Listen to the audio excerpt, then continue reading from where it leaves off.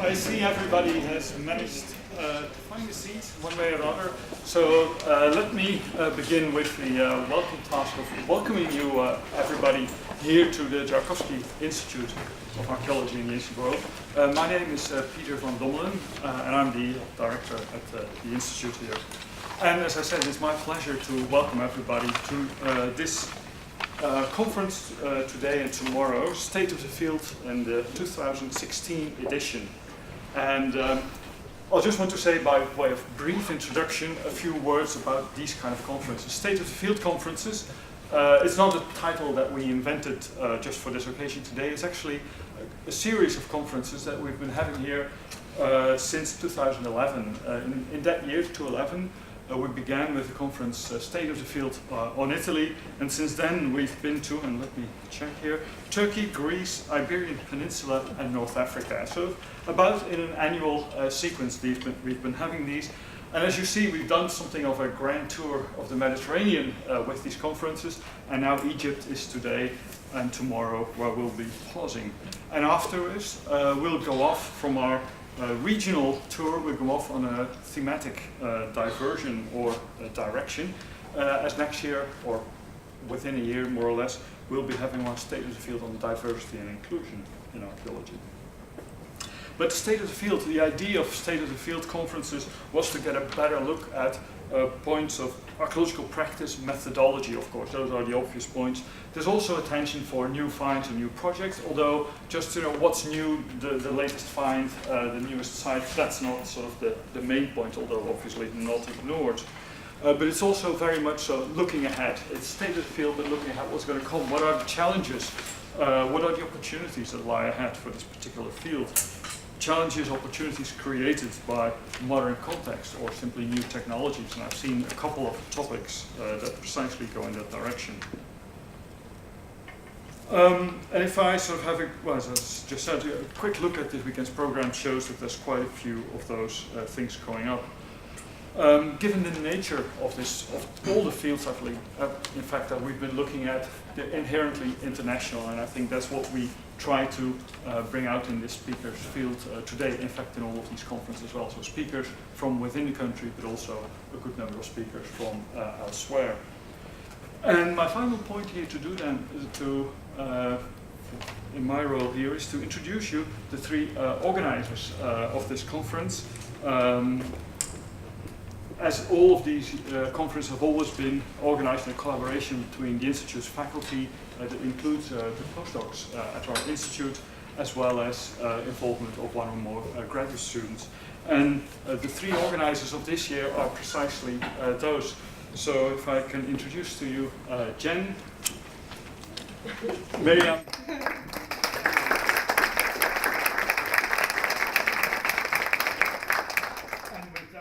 I immediately hand over to Laurel, who will do the more sort of informed introduction to this conference. Thank you so much, and Peter. Have a good conference, everybody. Thank you, Peter. And Peter has given you really an institutional introduction to the State of the Field.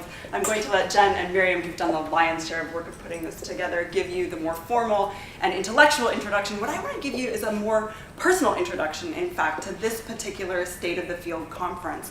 It's really coming at an interesting moment for me. I have loved Brown for a long time. I've loved the field of Egyptian archaeology for a long time. As many of you know, because I think I probably know more people in this room than anyone else, I recently received tenure, and the idea to have a State of the Field of Egyptian archaeology at Brown was born at a time when I was very nervous about tenure, and when I really thought of justifying the state of Egyptian archaeology, both to my colleagues in Egyptology. Look, archaeology is more than just finding new artifacts that fit into our understanding of Egyptian history, and of justifying it to my archaeological colleagues. Egypt is more than just a silo. We do things that are informed and engaged with archaeology in a bigger way. The fact that I can do this at Brown, so that was an anxious moment. Now I think that we can open this up and say, well, it's not just an apology. This is a really exciting conversation we can be having on this front. But the fact that I can do this at Brown is really in a great place to have this kind of conversation. Brown has historically been strong in both Egyptology and archaeology, but it's only for the past 10 years that Brown has taught Egyptian archaeology. And that, I think, is the challenge and the exciting thing about talking about the state of the field of Egyptian archaeology, right? It is archaeology and it is Egyptology, but it's not quite either one. And so for me, the idea was, how can we have this conversation more broadly? And this is really a chance to bring you guys together for what I hope will be a conversation, and really not just a conference, but a workshop, a platform for discussing what the current state of the field is, why it's good, where we need to get better, how we can go forward.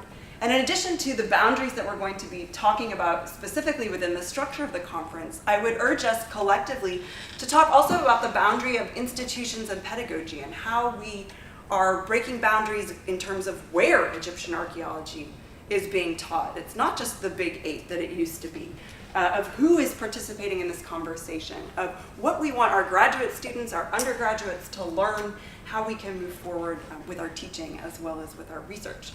So these are sort of the ideas that were in play in my head, in my own personal trajectory as I was putting this together. But as I said, I was most fortunate to be working so closely with a postdoc in Egyptian archaeology. This is also something relatively new for us at Brown.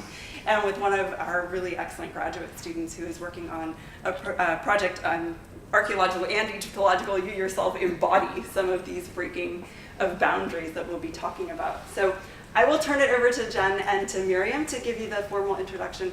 And please join me in thanking them from the very beginning. These two and Jess Porter, who's in the back, and Sarah Sharp, who's even more in the back, have really done an astonishing amount to make this weekend possible. And I'm so glad that you can be here to join us in this conversation.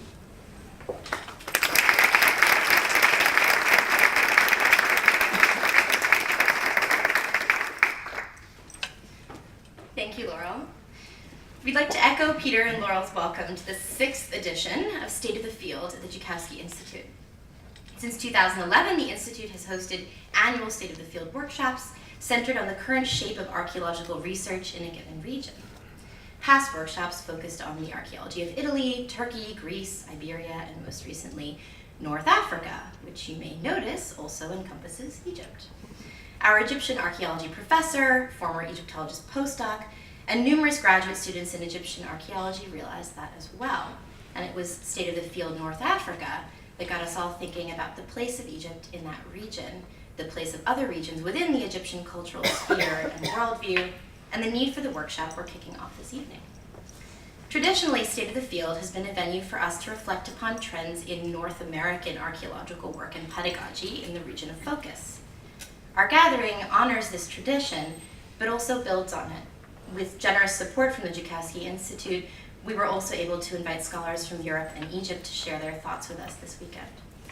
We cannot claim to offer a comprehensive view of the innovative and meaningful work that's being done by our colleagues from around the world, but we hope to offer a representative sample of that work. What you will witness this weekend is the exchange of ideas between a selection of scholars who have worked on projects ranging far and wide in their location, methodology, and chronology, as they consider common obstacles in the study of this region and identify key questions for the future. For a number of years now, the modern state of Egypt has been at a crossroads. And that means that archaeological missions to Egypt, heritage protection, and the Supreme Council of Antiquities, now the Ministry of State for Antiquities, are at a crossroads too. Changes to how we conduct our work have prompted a reevaluation of our methods, a grappling with new challenges, and the increased expansion of projects outside of the modern state of Egypt, most notably into Sudan. At the same time, Egyptian archaeology has witnessed exciting new discoveries, the exploration of underrepresented territories, a huge leap forward in the implementation of new techniques and approaches, and new requirements for archaeological fieldwork in the post-revolutionary era. So the aim of this workshop is to explore the practice of Egyptian archaeology in various ways, to clarify where that archaeology has been, where it is today, and where we hope to take it in the future. On the theme of breaking boundaries, we have identified 4 areas in which to brainstorm on the successes and problems of our field today. We'll begin with a session on breaking temporal boundaries, and you can follow the different sessions here on the slide, where our invited speakers will discuss their research on periods that have for a long time been underrepresented in Egyptology. The intermediate periods, traditionally painted as times of decentralization, disarray, and declining artistic expressions and building activities, in short, dark ages in the minds of past Egyptologists, have now come to the forefront of archaeological research. Scholars have also ventured into the later periods, which followed the demise of pharaonic Egyptian power and the kingdom's integration into the Roman Empire. New projects are helping us to discover Egypt's role in the Byzantine world and to uncover and preserve early Christian architecture and material culture that had been neglected in favor of the older pharaonic remains for such a long time. Building on the previous State of the Field North Africa workshop, the Breaking Geographic Boundaries session will consider, in part, Egypt's role in the wider region and its influence, but also mutual exchange with the cultures to its south in modern northern Sudan. Workshop participants will explore and challenge us to think about long-standing ideas of Egyptianization, the process of a superior culture taking over adjacent territories. Beyond this, a discussion of new fieldwork in peripheral areas of Egypt itself, such as the Red Sea coast and the Delta, and the difficulties of exploration in these environmental conditions will demonstrate the need for the continuing development of new techniques and approaches in documentation and preservation. Already represented to some degree in the first two sessions, our dialogue on breaking methodological boundaries will expand on the advances that have been and are continuously being made in our technical methods and consider the place of Egyptology in the digital humanities. We'll hear about the importance and challenges of dendrochronology and efforts to move Egyptology underwater. We will also discuss surveying techniques that are relatively new to Egyptian archaeology, such as satellite imaging, kite and drone photogrammetry, and magnetometry. 3D models of archaeological landscapes play an invaluable part in the preservation of sites and monuments. Given the current political situation in Egypt, virtual reconstructions will be all the more important for our work in the future. Working in Egypt in the post-revolutionary era will be the theme of our final session on breaking political boundaries. With a dramatic decrease in tourism and the unstable political situation, organized looting has been a problem in many parts of Egypt. As a result, Egypt is increasingly aware of the need to protect its cultural heritage. What started as local initiatives have now been acknowledged by official authorities and integrated into an ongoing process of restructuring and modifying the now so-called Ministry of State for Antiquities. There are other changes that began before the revolution, which have wide-ranging political implications, such as the creation of these of archaeological parks that have led to the resettlement of Egyptian villagers. The continued creation of these residence-free zones will certainly affect archaeological fieldwork in Egypt in the future. Each of these sessions will be followed by a response from a Brown-based discussant who works in an aligned field. This is both with the aim of including the wider Brown community in State of the Field, and also to give us a chance to learn from the problems, solutions, and successes of scholars working outside of Egypt. Our discussants will couch the session's paper in the context of their own research and that of their colleagues in other regions and related disciplines. After reflecting on the approaches that have been both successful and challenging, they will open the discussion to a larger audience.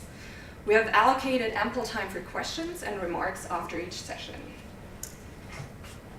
We're thrilled to see, from reading the papers that everyone was kind enough to circulate ahead of time, that every paper could in fact fit into multiple sessions of this workshop.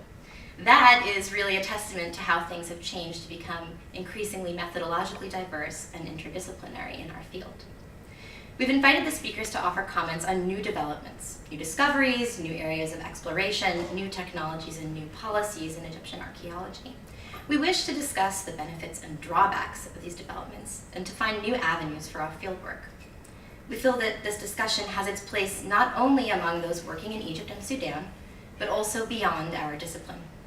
Eventually, we wish to identify areas of collaboration with related fields and geographic areas where future work is much needed. We also advocate for the continued integration of periods outside of the traditional limits of pharaonic culture and history within Egyptology. And finally, we wish to discuss the merits of new technologies and their implementation in the fieldwork we conduct in the particular environmental settings that comprise ancient Egypt. Before we introduce our keynote speaker, we'd like to thank everyone at the Jukoski Institute for their hard work in putting this together, especially Laurel Bestock, Jess Porter, Darcy Hackley, and the graduate and undergraduate students who kindly volunteered to help us this weekend. We'd also like to thank Jim Allen and the Department of Egyptology and Assyriology for joint sponsoring portions of this event. And of course, we owe a great deal of thanks to the speakers who've joined us from as far away as Cairo and California, and to our Brown-based chairs and discussants. Thank you for making State of the Field the Archaeology of Egypt.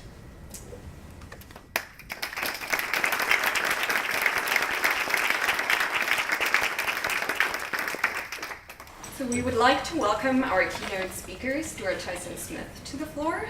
Stuart holds a PhD in archaeology from the University of California in Los Angeles, and he's currently professor of anthropology at the University of California in Santa Barbara, having just stepped down from a 5-year term as chair of anthropology. Stuart's research centers on the civilizations of ancient Egypt and Nubia, with a theoretical focus on the social and ethnic dynamics of colonial encounters and the origins of the Napatan state, whose rulers conquered Egypt. He has published on the dynamics of Egyptian imperialism and royal ideology, the use of sealings in administration, death and burial in ancient Egypt and Nubia, and the ethnic, social, and economic dynamics of intercultural interaction between Egypt and Nubia. He has also participated in and led archaeological expeditions to Egypt, and since 1997 to Sudanese Nubia, where he co-directs the UCSB Purdue University Tombos expedition to the Third Cataract of the Nile.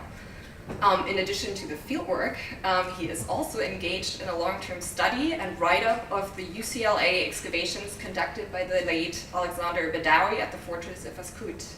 And this is not all, actually. In 1993, he became the Egyptological consultant, recreating spoken ancient Egyptian for the hit movie Stargate, and in 1998 and 2000 for the Universal remake of The Mummy and its sequel, The Mummy Returns. We're very happy having you here today, and I'm sure we can discuss your involvement with Hollywood later during the reception. After the talk, we will have a reception right here outside of the lecture venue, and we hope you will all be staying and having a glass of wine with us. Thanks for coming, and with this, I give the floor to Stuart.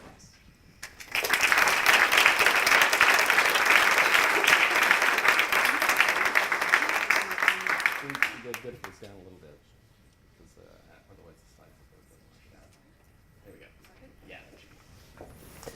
Well, thank you very much for that kind introduction, and also thank you to the organizers for not only inviting me to come here, but for organizing what promises to be a really stimulating workshop on the future of Egyptology in a very forward-thinking way, which I find personally very encouraging. So let's see. I need to get my presentation up. There we go.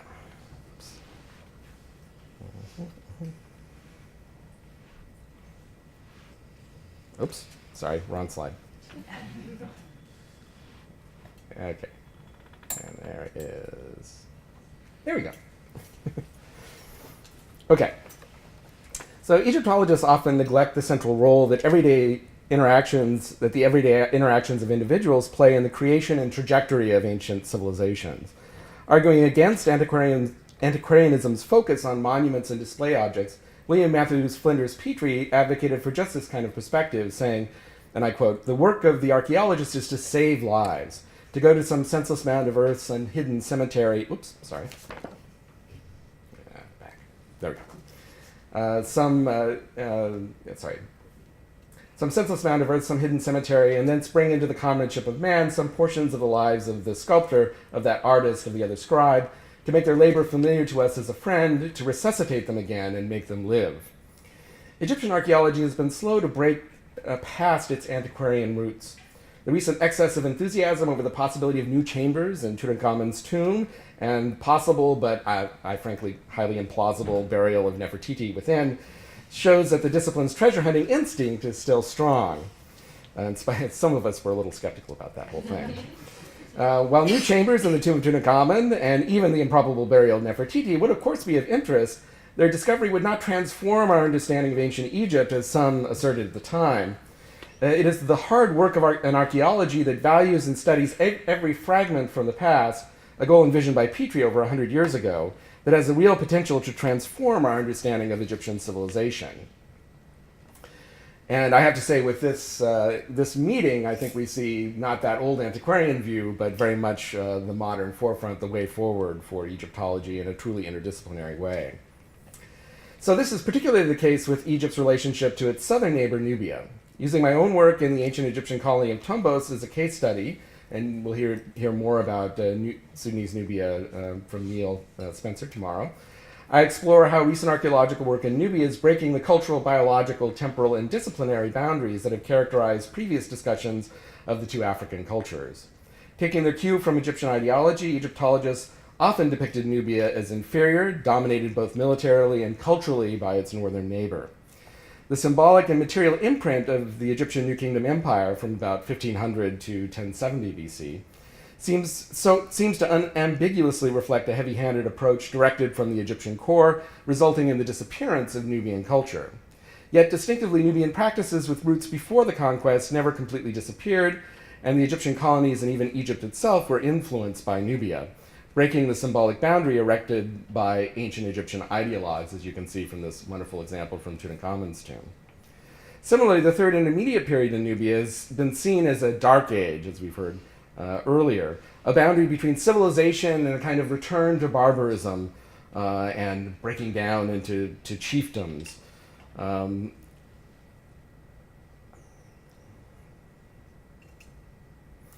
Excavation at Tombos and elsewhere has increasingly broken this temporal boundary, reflecting a continuity between the periods characterized by the emergence of a new cultural constellation interweaving and juxtaposing Egyptian and Nubian features. This process of cultural and political regeneration in Nubia eventually led to the rise of the Kushite 25th dynasty, whose pharaohs ruled Egypt for nearly 100 years from about 747 to 656 BC. Understanding this complicated transition requires a nuanced approach that avoids simple explanations based upon the deeds and pronouncements of kings in favor of an archaeological focus on the accumulation of subtle shifts in local interactions and the cultural and biological entanglements that led to regional change. In particular, anthropological theories of cultural interaction, post-colonial approaches like Dietler's model of cultural entanglement, which I'll pursue here, can bridge disciplinary boundaries to help shed light on how individual choices contributed to the relationship between Egypt and Nubia long term. So I'll begin by talking a little bit about the theoretical arguments and bringing in some examples of this kind of theory that we can apply here. Then I'll move on to breaking past that regional boundary by looking at the New Kingdom Empire in Nubia, and then break the temporal boundary by looking at the transition between the New Kingdom and the Third Intermediate Period, which we're very fortunate to have at Tombos to examine, all the way down to the 25th dynasty, the Kushite rulers who dominated Egypt for about 100 years. So first of all, the idea of, okay. Yeah, no, this is good. So the note, sorry, I had presenter views set up here, but it seems to have disappeared. So I'm flying a little by the seat of my pants. Okay. The notion that the use of Egyptian material culture and emulation of Egyptian practices by Nubians, like this kind of Amun statue of King Taharka, represents a natural acculturation towards a more sophisticated and therefore inherently appealing Egyptian culture is heavily embedded within Egyptology since the days of archaeologists like George Andrew Reisner. Moreover, the possibility that the conquered Nubians might have maintained native practices or even influenced Egyptian society is either ignored or denied. And yet we do have examples like the ram imagery associated with Amun and other theological elements that seem to have been borrowed from Nubia into Egypt. It's a little hard to find them, but you can figure them out. And then here, George Andrew Reisner. Great archaeologist, theorist, not so much.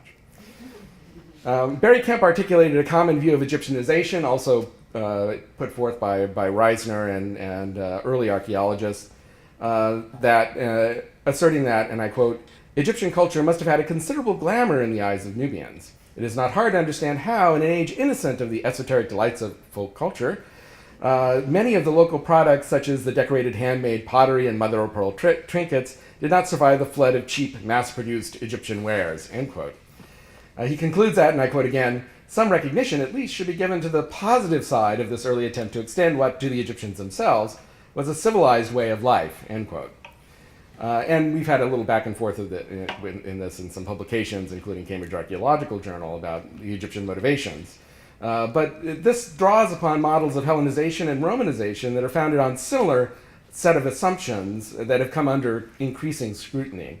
As Miki Dietler points out, the notion of the civilizing impulse of classical civilization was created in the 19th century to justify modern colonialism with a romanticized appeal to Hellenism, a notion that Kemp echoes with a kind of Egyptological twist. The modern colonial narrative has increasingly been replaced by a more nuanced interaction-based model like the one I propose here. The key to understanding this phenomenon lies in a bottom-up agent-centered approach rather than a top-down normative view that draws from a state ideology that emphasized civilized Egyptians' natural superiority over quote-unquote barbaric Nubians. Archaeologists tend to think of agency in terms of somehow finding individual actors, which for us is difficult in the absence of historical records. But this represents a rather elitist view of agency, since text tends to be written by men and in an imperial context are often ideologically charged and reflect imperial interests, especially in antiquity. Practice theory can help us find individuals in the more mundane archaeological record that reflects the everyday activities and encounters. Cultures do not produce people, rather people produce cultures through a constant dialectic between the constraints of habitus, cultural predispositions, to some extent shared by other members of society, and the pressure of individual adaptation and innovation. The tension between individuals and habitus is particularly highlighted in situations of cultural interaction like the one I discuss here. Practice can be applied in this case by replacing Egyptianization with a model of cultural entanglement, an intertwining that impacts the historical trajectories of both the colonial power and the colonized. Dietler's materialist consumption-based model of cultural entanglement provides a robust theoretical framework that can be used to understand, and I quote, "the complex webs of economic, political, social, and cultural linkages that can often result, often inadvertently, from the consumption of alien material culture." For example, in characterizing the recent archaeological and material culture-based approaches to European colonialism, Painter notes an emerging understanding of context based on, and I quote, "how the culture of the colonial power arrived and entangled itself in indigenous social, political, and economic affairs." Colonial interactions are not a passive acceptance of a dominant culture, but can instead be seen as an active process of intercultural consumption involving the appropriation and adaptation, but also indifference and rejection of different objects and practices. Entanglement takes into consideration the agency of both indigenous and intrusive groups, in spite of the often unequal relationship between the two that characterize violent conquest and occupation. Dietler argues persuasively that through a nuanced analysis of the intersection of different social and cultural logics of the party involved, agency is both potentially discernible and historically crucial in understanding larger developments. I focus here on burial practice as a social field where preferences are not simply the result of habitual patterns of the appropriate, but are shaped by the colonial encounter. Okay, so now on to looking at Tombos. Oh, so I should have put this slide up before. Oh well. So Tombos was founded around 1427 BC, around the reigns of Amenhotep II and Thutmose IV, based on pottery and so far radiocarbon dates that we have gotten from the site. It was a very substantial colony. We have done some excavation in the area of the settlement, which unfortunately is under the modern village, so limits our possibilities. But the cemetery has proven very interesting indeed. So during the New Kingdom, we see a large field to the south where pyramid tombs were built, of the kind that was quite popular during the New Kingdom for high officials. And then to the north, a group of subterranean chamber tombs that seem to represent still fairly wealthy burials, but not quite the same as the group in the south. And this lasted right through the end of the New Kingdom with, as far as we can tell, no major interruptions. The tombs are reduced mainly to foundations, but you can see here a mud brick foundation of probably a small chapel tomb with a shaft leading down to chambers, very much in line with ancient Egyptian burial practices. And at first glance, Tombos really looks like a transplant of Egyptian culture in Nubia. In the distance there, you can't really see it in detail, but there's a small pyramid tomb that probably had a chapel inside of it, again, reduced to foundations. The largest tomb that we found so far was a tomb dedicated to a man named Siamun, who was, and we just figured, I just revised the translation of his title based on some new funerary cones that we found with his name and title on it, as you can see to the right. His title was Scribe Reckoner of the Gold of Kush, and his mother, Mistress of the House Werin. So you've got a lot of guy who takes care of his mom, that's all I've got to say. Such a nice boy. This would be a relatively high position within the bureaucracy, and the fact that we're within 10 kilometers of the former capital of Kush at Kerma suggests that, in fact, we are dealing with a kind of a key point of assembly of the annual tribute going north into Egypt. And so this makes Tombos a kind of important place. It also sits at the headwaters of the Third Cataract, and so would be a kind of natural gateway as well as a political gateway from the farther south in Nubia to the north. The presence of funerary cones is quite interesting because they are normally thought of as a kind of Theban phenomenon, but in fact appear only twice in Nubia, once at the political capital of the colony at Aniba and here at Tombos. Not only does he have the round cones, which as you can see from the illustration would have been placed in a frieze above the entrance of the tomb, but he also has these rectangular cones, which aren't really cones, but I don't know what else to call them. There probably is a mathematical term for them, but anyway. And also stamped bricks, so had an elaborate treatment, perhaps corners or framings of doorways that would have included these cones as well, and only a minority in Thebes has them. So he's really kind of going all out, and it's quite a large pyramid complex as well, and elaborate, as you can see from the reconstruction here. We also have evidence that these tombs were painted and decorated like tombs at Thebes. This is just a small fragment with two heads on it. You have to use your imagination a little bit, but I think you can see the shaved heads of priests and kind of an eyebrow here and there. And this is really exciting because we don't normally get fragments of decoration in Nubia because these tombs are made out of mud brick and are usually quite ruinous, so you don't get very much preserved decoration. This brick was actually reused in a later tomb and was preserved because of that, not preserved in situ. We also have other indications of Egyptian burial practice, including coffins like this one. Organic preservation, unfortunately, is not very good, but we can often trace out the outline of, in this case, a mummiform coffin. In the foreground, you can see the remains of a coffin, but not so clear, but with two burials extended, supine, head to the west, facing towards the east and the rising sun, very much consistent with ancient Egyptian burial practices.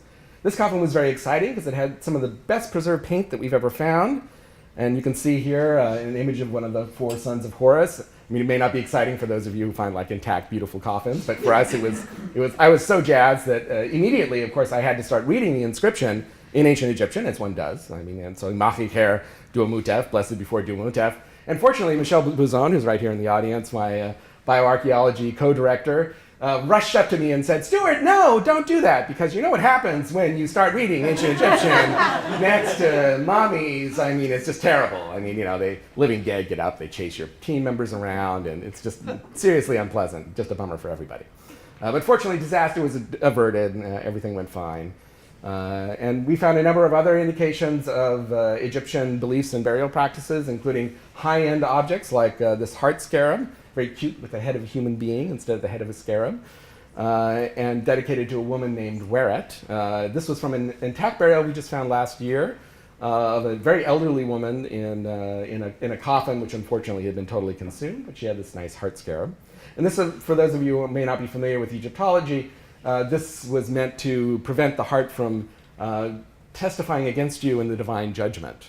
So basically of ratting you out to the gods. So you didn't want that to happen, so you had a special spell.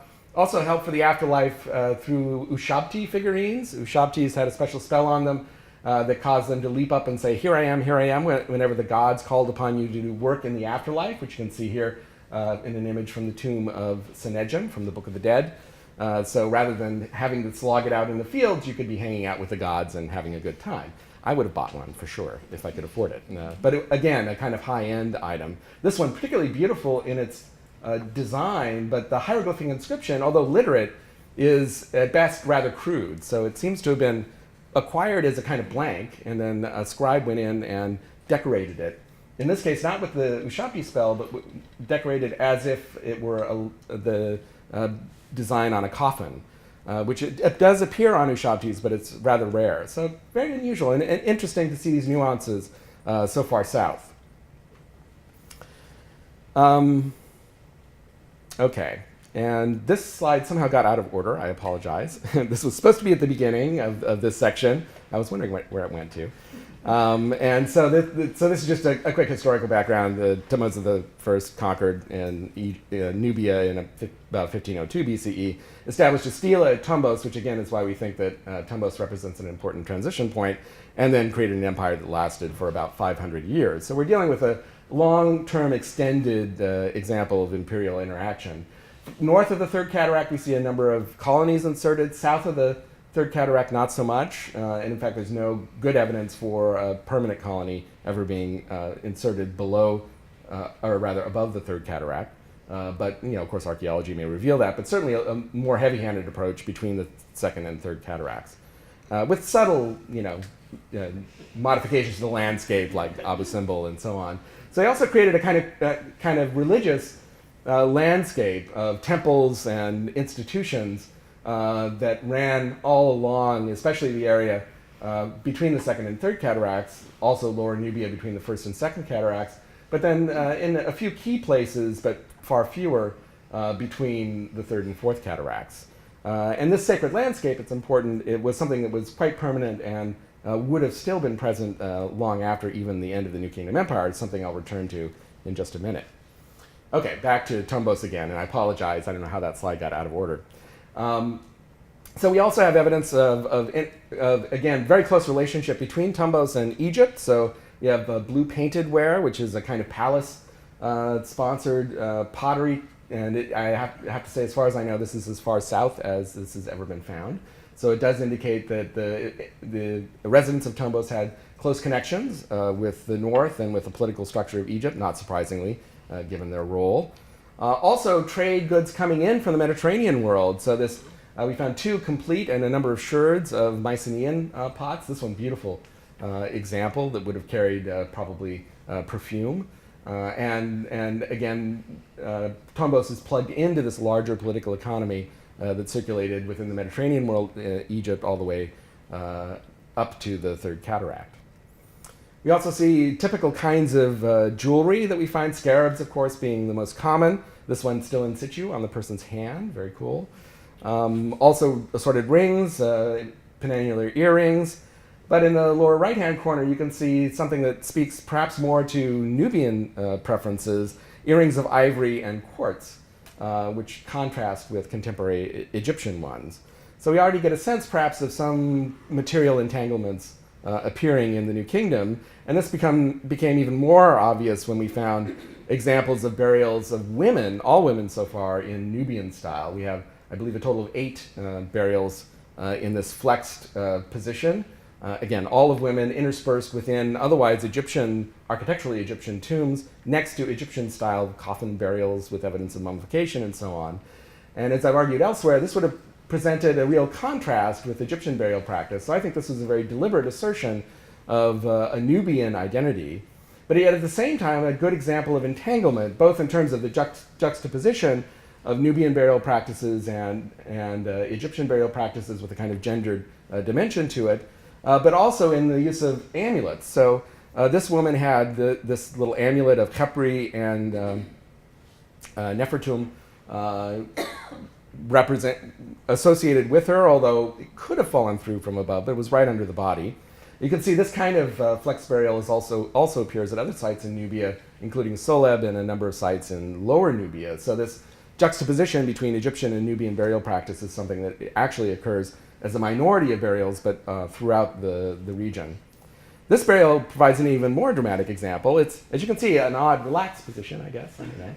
But in fact, this is really cool because it's an example of ancient looting, because she would have originally been in this position, the flex position like you saw before, but someone, while the body was still very fresh and flexible, must have pushed the arm up this way, because everything's still articulated, and grabbed at something quite valuable around the neck. I think probably a piece of gold, silver jewelry, something like that. Because behind her neck, we found the rest of the string, including amulets of the little dwarf god Bes, who was extremely popular in the household, protected the household, kind of scaring off. You can see his kind of scary, leonine visage.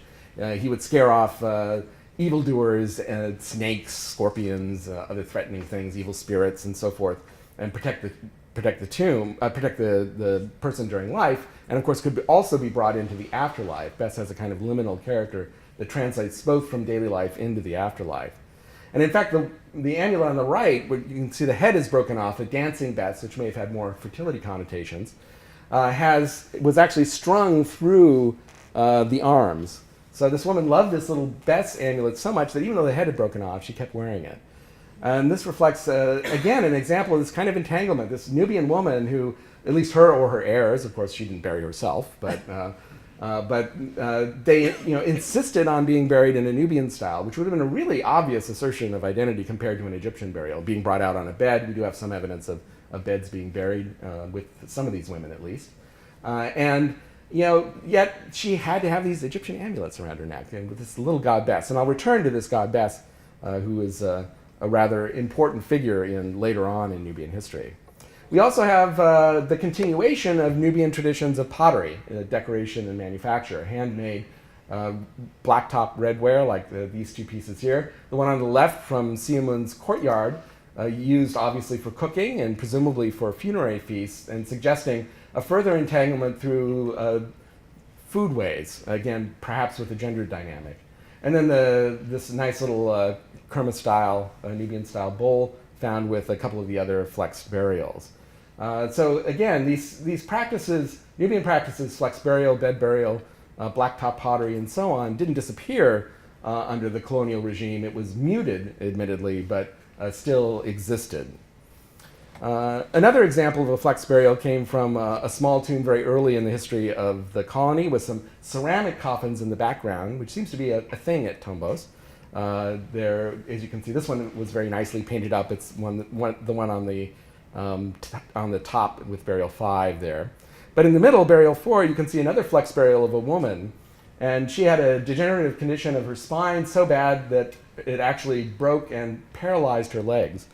And yet she lived long enough for those bones to atrophy. So it's clear that these Nubian women weren't treated as at least severely inferior. We don't know exactly what the relationships were, but it seems that with at least one woman having something valuable enough around her neck that someone would yank it away, and this woman being cared for long after she had been paralyzed, suggests that Nubian women became an integral part of the colonial communities and weren't sort of segregated. They're also buried right in amongst all of the other burials. So it speaks again to this idea of entanglement, including biological entanglements. And here I'd like to just mention a little bit about bioarchaeology. Again, I acknowledge my co-director, Michelle Bouzon, who's right here in the audience. So if you have any questions about that, you can direct them to her. But in this set of underground tombs, chamber tombs, where we found a number of these female burials in Nubian style, we're able to get a kind of history of the New Kingdom through the continual use of this tomb. And those of you who have worked in Egypt will be quite familiar with this aspect of reuse. We can't say for sure if these burials represent a continuous use by a family or whether it's periodic reuse by other folks as an expedient place and a place that has some commemorative value in the cemetery, because we have not been able to get DNA to work at all, which is a common problem in areas like this that have a very hot climate. But in any case, we have been able to use strontium isotope analysis to match people up with a local pattern and people who came from somewhere else, probably Egypt. And we can see here that initially, not surprisingly, in the earliest burials in this tomb and elsewhere in the cemetery, we find a large number of immigrants coming from outside, again, presumably Egypt. Then that drops off as we go farther into the New Kingdom after the founding of the site. Perhaps an uptick in the Ramesside period, although that's not statistically significant, so it could just be an artifact of the data. But in any case, continuing presence of immigrants throughout this period, but then cutting off at the end of the New Kingdom. Similarly, using craniofacial proportions and other measurements, Michel has been able to determine that we have what appear to be two populations, one with more affinities towards an Egyptian population, another with more affinities towards a Nubian population, gradually blending together. And so again, by the Third Intermediate period, which I'll talk about in just a minute, we see a population that seems to be the descendants of those two populations, intermarriage and interbreeding, if you will. So moving on to the Third Intermediate period and breaking that temporal boundary, of course the New Kingdom lasted, as I mentioned, for about 500 years, but then the empire came to an end under Ramses XI, right at the very end of the New Kingdom, when the last viceroy, or last real viceroy of Kush, whose name was Penhesi, attempted to take over Egypt after having been installed in Thebes to put down a kind of disorder there, was chased back into Nubia by Herihor, and was never defeated. So the colony broke away. I've always found it odd that in many cases Egyptologists have suggested that the colony was somehow withdrawn, like the garrisons were taken away and the people came out, but why would they? I mean, for one thing, it broke away under Penhesi. For another thing, these people had lived, in many cases, for hundreds of years in Nubia. They were no longer had those kind of close ties to Egypt, and they were intermarried with the local population. Why would they leave? It makes no sense at all. And what we're finding archaeologically at sites like Tombos, also Amara West, are continuities across that New Kingdom Third Intermediate Period divide that belie that idea of a sort of return to barbarism under local leaders. And that's generally the model, is that this colony broke up into small chiefdoms, and I think the use of chiefdoms is rather telling in terms of the kind of terminology coming out of a kind of 19th century colonial view, quite frankly. The term, interesting enough, used for chief in Nubia and used for prince in Western Asia is the same from an ancient Egyptian perspective. So why do we use a different term? Plus, there is evidence, admittedly somewhat ambiguous, that this Dark Age was in fact not a return to smaller scale polities broken up. There's really no direct evidence for that. But instead represents a kind of successor state, which actually, from a comparative perspective, would make a lot more sense. And what the key piece of evidence for this is the inscription of Queen Katamala, which again is a bit controversial, but I agree with John Darnell and Colleen Manasseh that this dates somewhere into the 10th century, 9th century BC, before the 25th dynasty, Kushite dynasty, after the end of the New Kingdom, which would suggest some sort of successor state. The text itself is obscure, but it describes some sort of civil war that would again suggest that some kind of successor polity, or perhaps a couple of polities, existed rather than all these small individual quote-unquote chiefdoms. Whatever the case, by 750 BC, Nubians had gained control over Egypt, and by 727, Pianki cemented his control over the entire country, subduing the Libyan dynasts in the Nile Delta, and presenting himself as this legitimate successor to Egyptian kingship, as in a way quite literally more Egyptian than the Egyptians, or at least than these Libyan guys, and in a wonderful vignette kind of schools them on how to be a proper Egyptian. But if you want details, I can go into that later. So Tombos and other sites like Amara West can help provide some of the background to these general developments. So again, we see evidence for continuity. So here's the map of Tombos again. The main part of the cemetery, the older part, it continues in use through the reuse of older tombs and the construction of new tombs, at least one, and perhaps one a very recently discovered new pyramid complex. But also the construction of a new cemetery using a Nubian burial superstructure, tumulus, just in this case, an irregular mound, but ovoid to circular, of piled granite stones that would have marked the superstructure of the grave, something that's consistent with long Nubian traditions. And both of these last the tumuli begin in the Ramesside period and last through the 25th dynasty, and again the older part of the colonial cemetery continues right through the 25th dynasty as well. Although we have a little bit of issue with dating amongst the tumuli, which I'll touch on right now.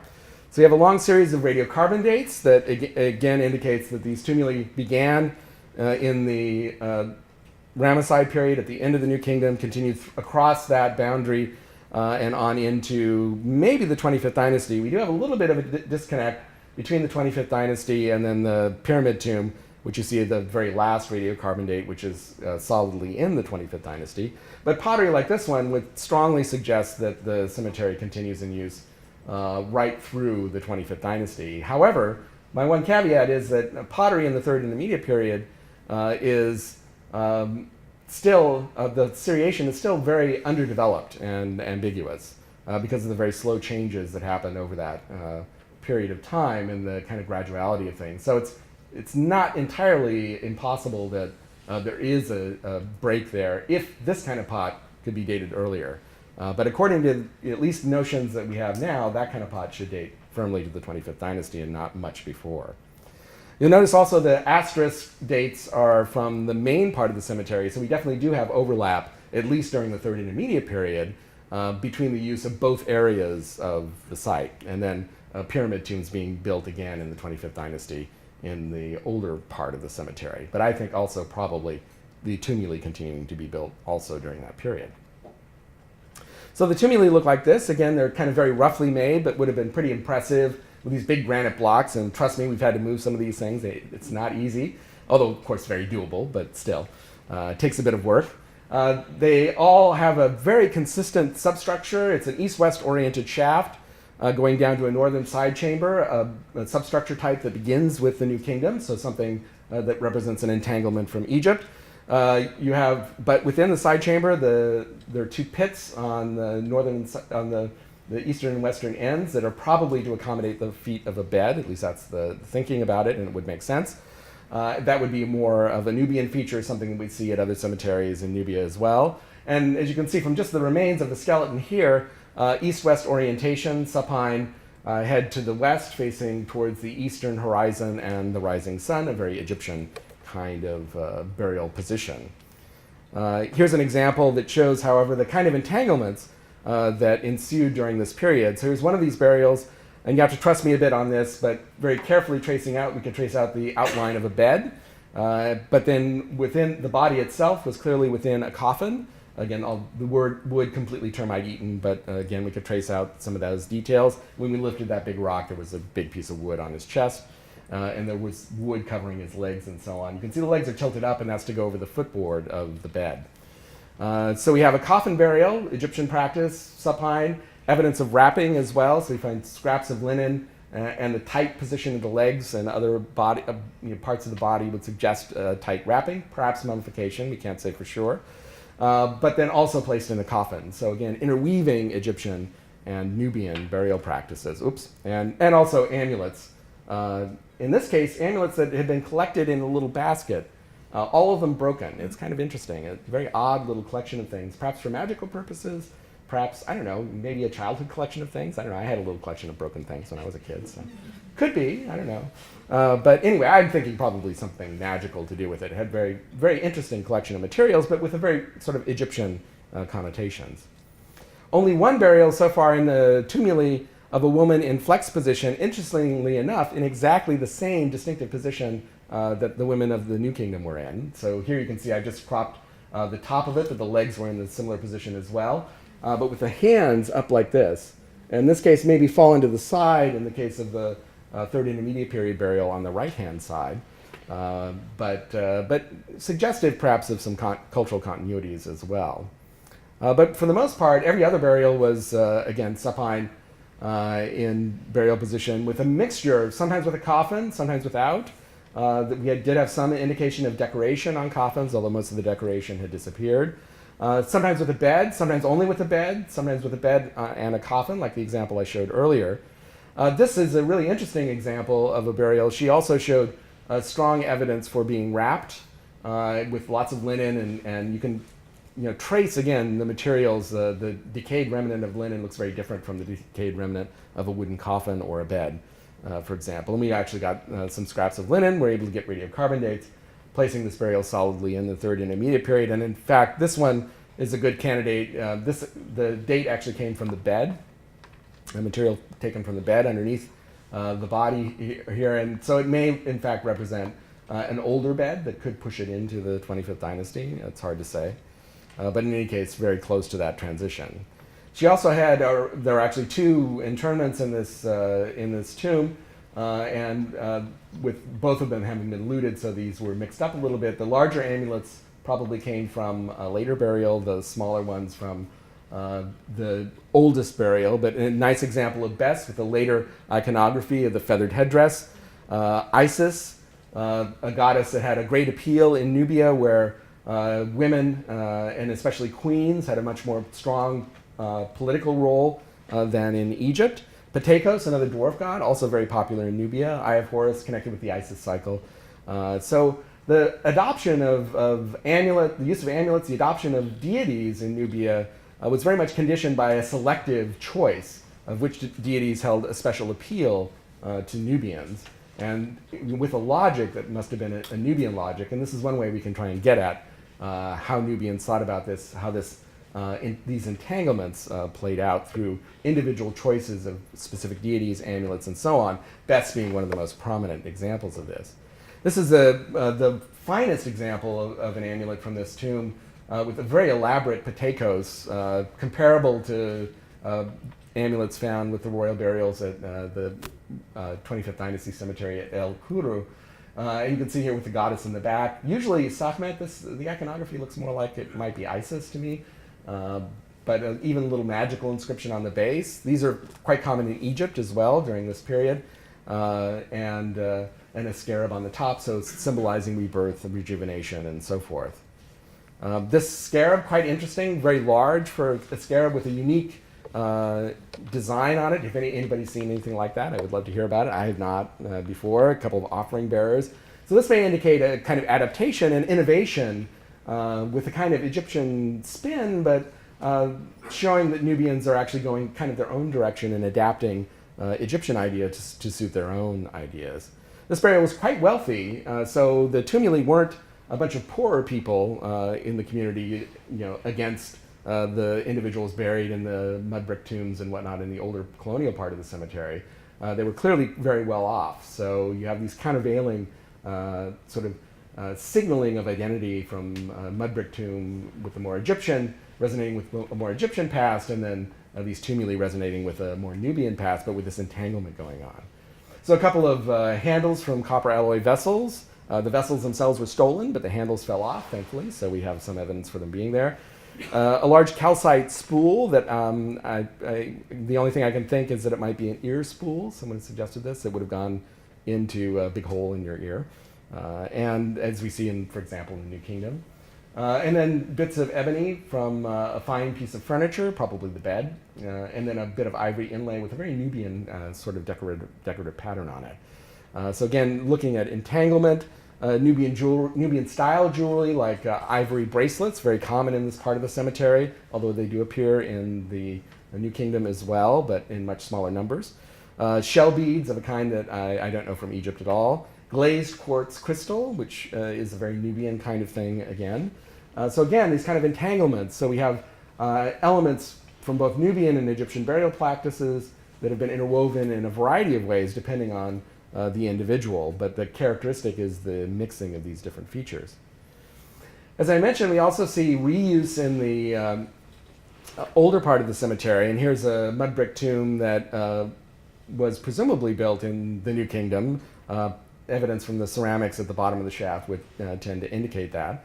You can see here it's been reused. Granite beams have been placed to seal across the shaft of the tomb, and then were of course displaced by tomb robbers. Here's from the bottom of the shaft, this wonderful little duck censer that would date to the Ramesside period. Other pottery would be very late in the Ramesside period or into the early Third Intermediate period. Again, the pottery typologies are rather ambiguous during this period of time. But the most extraordinary thing about this tomb was about halfway down the shaft, we found the burial of a horse. This is a deliberate burial. It's not just a horse that fell in. As someone suggested to me, I actually have a horse, and I know if my horse fell in a shaft like that, it would not look like that. It's clearly been very carefully laid out, and in fact was wrapped in linen and even had some fur preserved, so I can tell that this horse had white socks, if you know horse terminology, on her hind legs, which is interestingly enough a feature of the Dongolawi breed, which is famous in this region, or at least was in the medieval era. So kind of interesting to think about that. We do have a horse specialist who's looking at this from a perspective of the introduction of horses into Africa. But it's very interesting from our perspective because these horse burials provide an example of, again, a very complex cultural entanglement. So horses, of course, coming from Transcaucasus area into the Middle East, into Egypt with the Hyksos.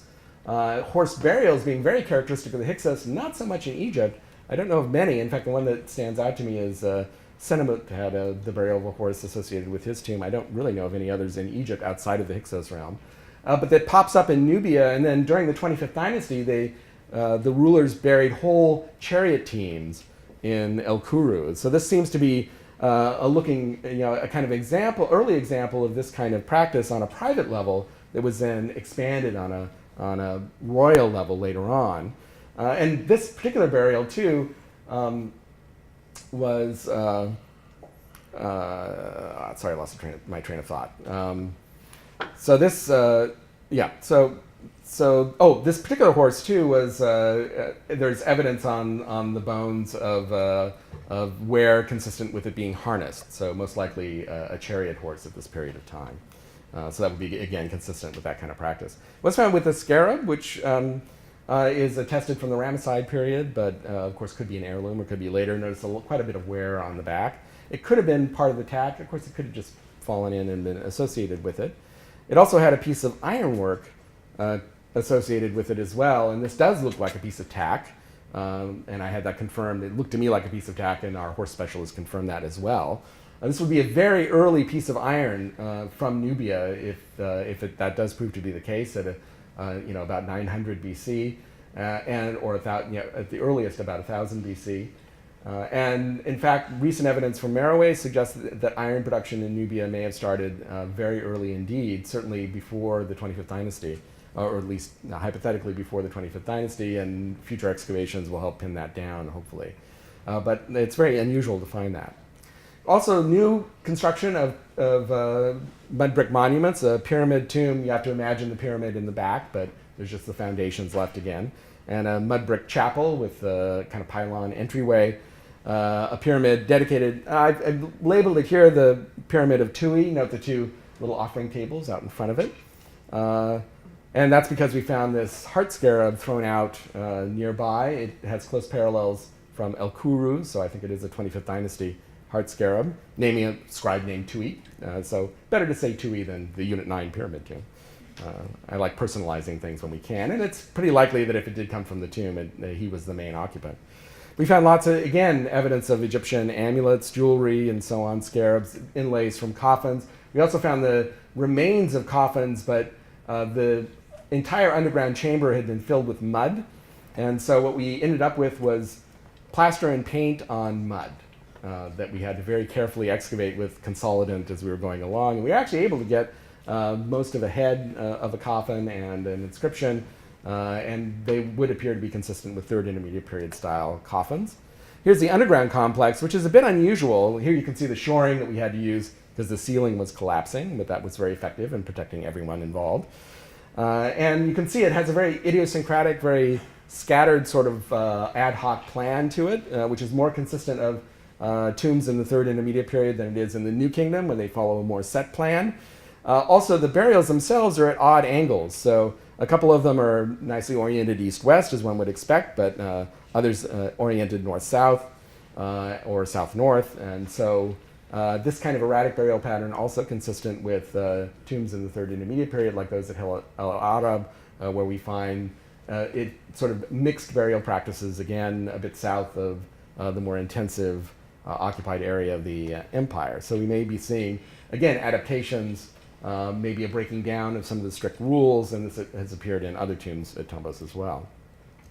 The pottery indicates the 25th dynasty date very clearly in this case, but also includes a bit of entanglement, so you can see the continuation still of black-topped redware as part of the assemblage. The red polished sherds also come from a special kind of beaker that was developed during this period, but that seems to involve a kind of blend of Egyptian and Nubian technologies and decorative techniques that I'll show you a nice example of in just a second.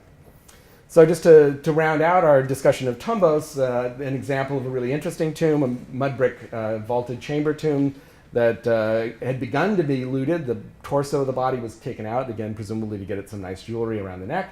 And at that point, the vaulting collapsed, and the tomb robbers, being lazy, I love lazy tomb robbers, left everything in situ. And so we have an individual in a coffin. Again, you'll have to trust me a bit, but I trace this very carefully out. With strong evidence of mummification, great mats of linen, evidence for linen wrapping, as well as scraps of linen itself. And also sitting on a bed with a footboard, so you can see the coffin is actually, and feet are actually angled up. This was a really rich tomb. It had a number of interesting objects in it. Radiocarbon date would place it in the right period, and the scarab of Shabako is probably fairly close to the actual date of the tomb, somewhere during the 25th dynasty, after, obviously, Shabaka's reign, around somewhere after 700 BC.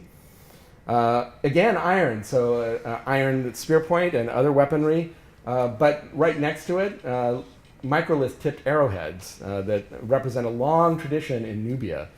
And so this can be seen as a kind of polyvalent identity where on the one hand you're expressing kind of the latest technology, affiliations with Egypt with coffins and things like this, but with these traditional arrowheads perhaps harkening back to a more traditional Nubian identity, or incorporating all of these things in a new identity, a process of ethnogenesis. Again, similarly with this pot thrown on a wheel, an Egyptian technology with a black top decoration, a Nubian style decoration, but the shape itself, although it plays off of older types, is really innovative to this period. Other objects show that this individual had strong connections with Egypt, and in this case the god Amun. Cryptographic scarab, again, I have not found a direct parallel for this. Beautiful thing, made of some kind of probably copper alloy, with a cryptographic inscription that might be read, Amun loves the one who loves him. So very, very sort of high-end, esoteric object, but Amun being a very important god in Nubia, and again, kind of taken over on their own terms. Jewelry associated with him, a number of Egyptian amulets, but also these quartz and hematite beads that maybe reflect more of a Nubian sensibility.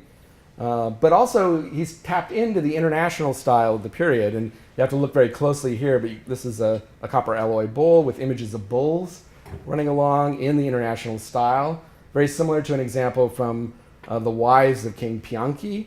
This one in the Boston Museum of Fine Arts, a faience bowl, but with the same iconography. And in fact, it's quite possible these may have been imported from the Levant, but I haven't had an opportunity to test them yet. And I'll just finish off with one extraordinary object. You can see it in the corner here, a wooden box, and we had a conservator out, so again, another example of multidisciplinarity and sort of using the latest technologies to examine this. I had it block lifted, and this was the side that I had been able to expose myself when I realized that I really needed to get a conservator. Again, you have to look carefully, but you can see it's a papyrus swamp, and the design is actually cut out. So it's open work at the top and then a solid base with lotus blossoms along the bottom. And you can see here a cow with a calf suckling, and then in front of it a heron or a stork striding along. And then this matches this very common international style motif of kind of Hathoric cow looking at a calf. So really an extraordinary object. And the conservator was able to remove the debris, stabilize it, and expose the other side. So here again, you have to use your imagination a bit. But two cows flanking something. Looks like a lotus, maybe Nefertum, I don't know. We'll see as it gets clear. Anyone has an idea, I'd be happy to hear it. But again, kind of a papyrus swamp motif with lotuses underneath and papyrus stalks in the background. And then on the other side, a person with perhaps a calf, and then two standards, or they almost look like pots, and papyrus columns, again, all open work. Really an extraordinary object. Again, I know of no real direct parallel to it, but very much playing off of themes in the international style, Hathoric things, and not surprisingly holding cosmetic vessels. So you can see just peeking through a couple of cosmetic vessels, and this is a nice example of delayed gratification, because this is as far as we got opening it. But one side had been badly damaged, so the conservator pulled it off. And you can see here a couple of faience vessels, a nice blue one and a very elaborately decorated green one. And then another piece is more iron. So perhaps it seems to be some sort of cosmetic set, so perhaps razors, that kind of thing. Really extraordinary to find iron, again, even at 700 BC. This would be, at least according to conventional wisdom, very early. But again, this new evidence coming out of Merowe strongly suggests that there was a Nubian iron industry already by this period in time. And again, this is part of kind of reformulating our ideas about the sophistication of Nubian civilization. And I think these burials and other evidence coming out of Nubia shows that these were not just subordinate or sort of converted to an Egyptian way of life by a new entanglement with Egypt, but rather a very sophisticated culture that approached these things on its own terms and deployed both traditional and Egyptian ideas, but also ideas coming out of the international style, very cosmopolitan culture. But again, I would say driven on their own terms, not from Egypt, as again has been tended to be the case before. Okay, and let me just give you a few final thoughts.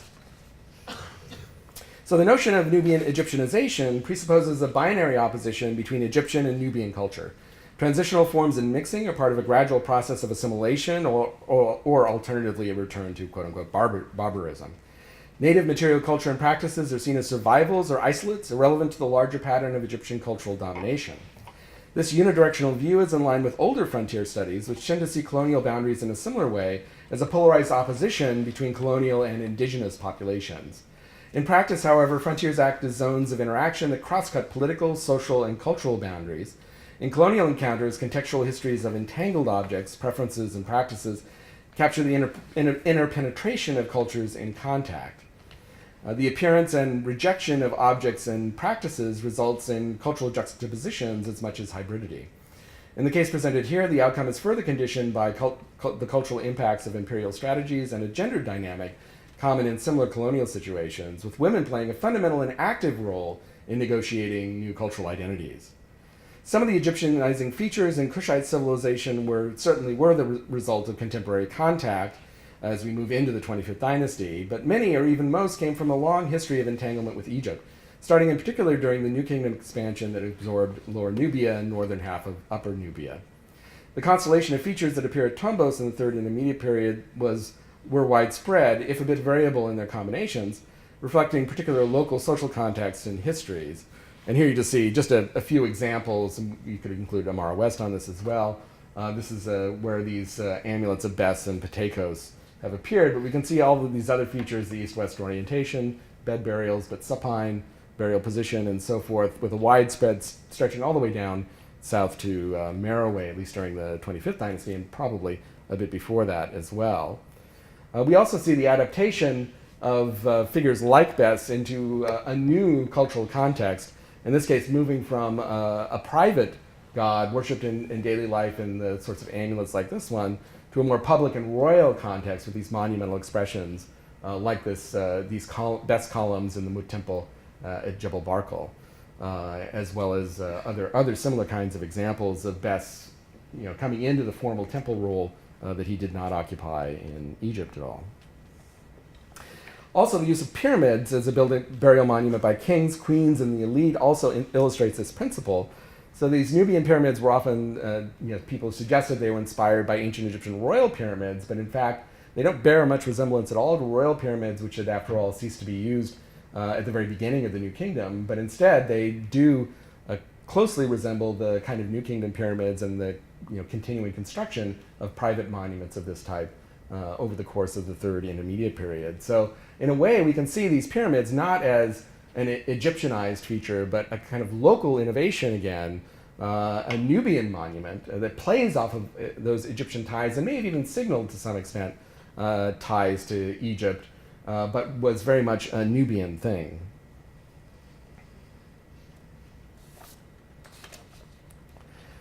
This, let's see.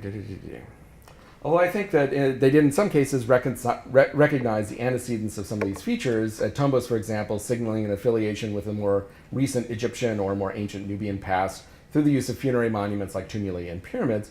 And it is nonetheless important to realize that what we see as Egyptian features had by this time fully integrated into Kushite culture. And that's something that others like Stephen Silliman have pointed out in more recent colonial contacts and interactions. At the same time, the Nubian features interwoven or juxtaposed with Egyptian practices, like our women buried on beds in flexed position, were not just survivals of an earlier time, but as Hall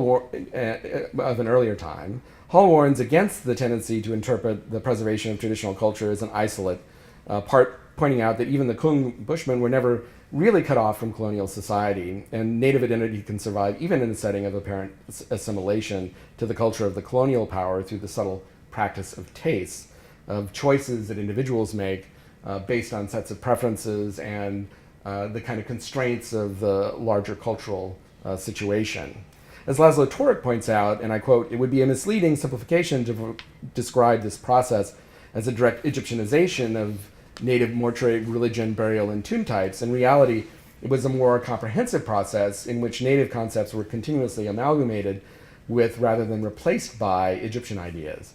Thus, immigration and influence after a reversion to thus the emergence of the Nubian dynasty was not the direct result of a new wave of Egyptian immigration and influence after a reversion to indigenous practices, nor was it a direct survival of Egyptian colonial culture. Instead, long-term cultural entanglements and an accumulation of individual choices coming out of the colonial encounter were responsible for the formation of a new Kushite identity that interwove features from both traditions in a process of ethnogenesis. When they conquered Egypt, these Kushite kings portrayed themselves as the saviors of Egyptian civilization, here's Taharqa,